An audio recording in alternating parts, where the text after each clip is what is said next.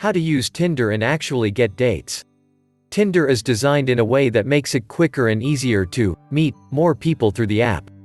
But when it comes to actually getting off the app and to that first in-person date, it's still pretty hard.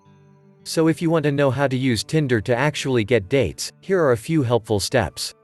1. Set up that profile.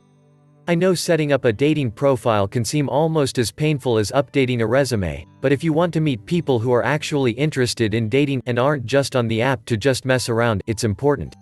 Take a little time to pick some good dating profile photos and write a quick Tinder bio.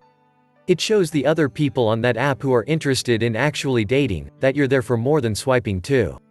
2. Swipe and match. Like I said, this is the easy part. Swipe right on the people you're into, left on the people you're not, and see what happens. If you start getting a ton of matches and you don't have time to respond to everyone, be more selective. If you're not getting a lot of matches, don't be so picky. And, even though there's a part of me that hates saying this, if you're having really bad luck, you can always say yes to everyone and then decide later if you'd like to chat with them. 3. Start a conversation. If you're a heterosexual male on Tinder, you're probably going to have to make the first move and start the conversation.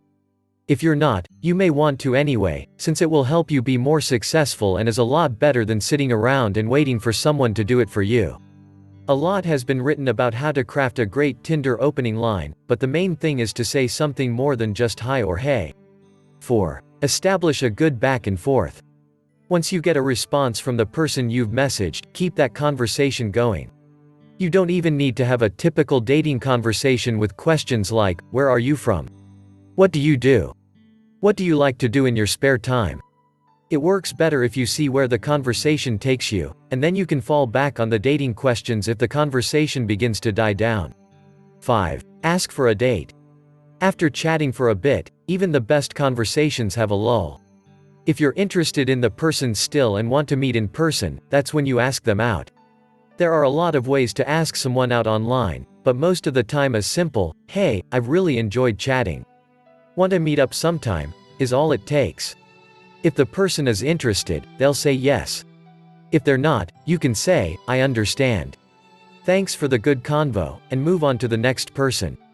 6. Nail down the logistics. If you're asking someone out on an app, it's best to make plans for that week. You don't want to wait more than 7 days or put it off while you've got good momentum with this person. So plan something simple like drinks or coffee that works with your schedules. If you're the one doing the asking, usually you should be the one to suggest a place. So have a few ideas in mind and don't ask the other person to make too many decisions. Just like when you're making plans with friends, asking a bunch of questions, what do you feel like eating? What time works for you? 7. Show up. Okay, so this isn't a step so much as the inevitable conclusion, but yes, showing up to your date is important. Once you've gotten past the initial awkwardness of meeting and chatting online, or maybe things went great and it wasn't awkward at all, comes the inevitable first date. So enjoy it. If you want to know more, then click on the link in the description below, or visit datingwins.com. Do you like this video and want to keep updated about the new dating wins?